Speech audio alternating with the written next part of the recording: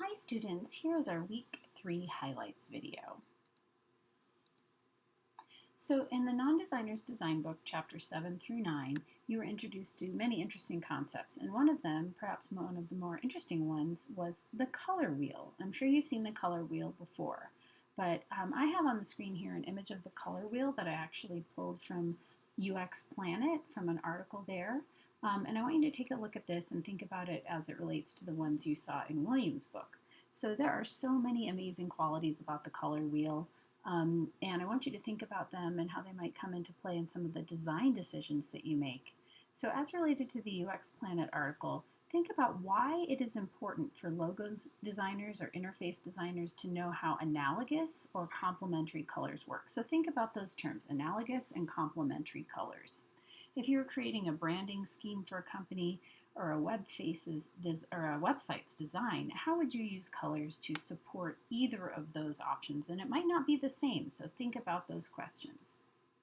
Next, I wanted to ask you a few questions about some of the chapters in Williams' book. So here we go. So have you ever played around with making your own colors for font or shape fill in a word processing program you use? Like Microsoft Word, that's what I use most of the time, or in Google Docs, or in a PowerPoint slide. I'm using PowerPoint to create this. So if you would, I suggest you pause this video and see if you can find the color wheel or the color picking utility in your word processing program, the one that Williams shows on page 103.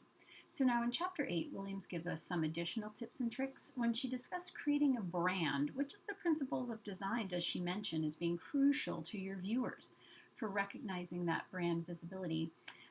It is clear that Williams is a big devotee of Shakespeare and lots of different Shakespeare activities, and she describes how in a certain publication she uses a particular strategy to make it certain that users recognize the consistency and the brandedness of all of the different aspects that are in a certain series. So what are the tricks that she uses to create that uniformity across all of the outputs she creates in a certain series?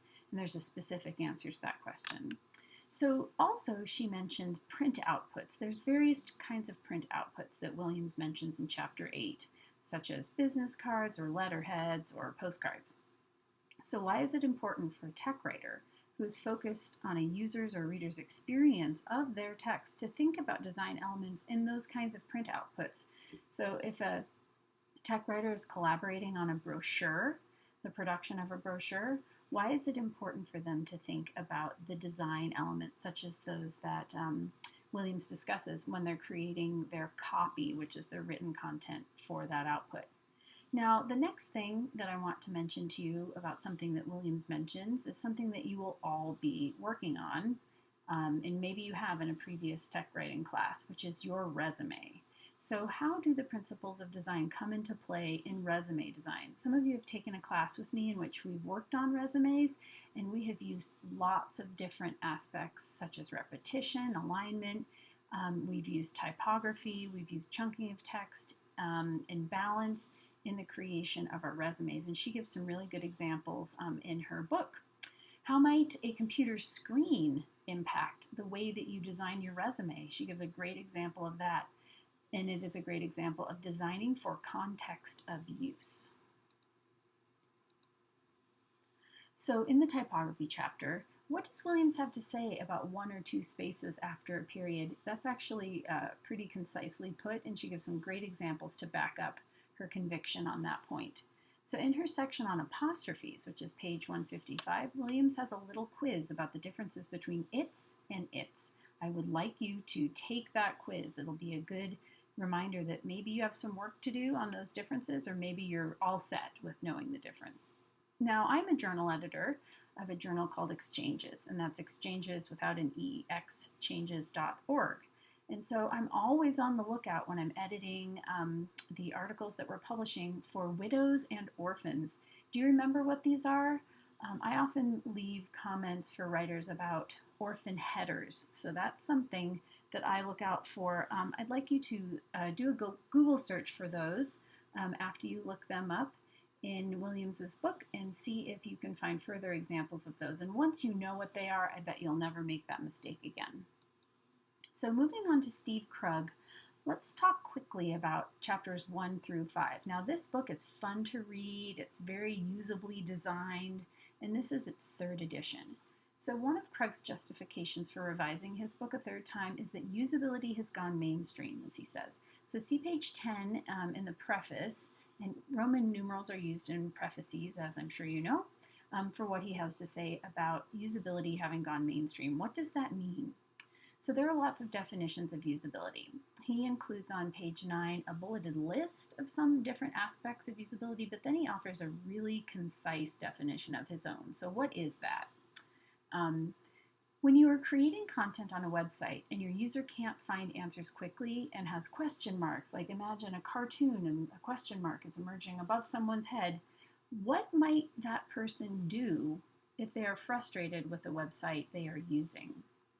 And this is a huge reason why website usability and not making your user think is so important.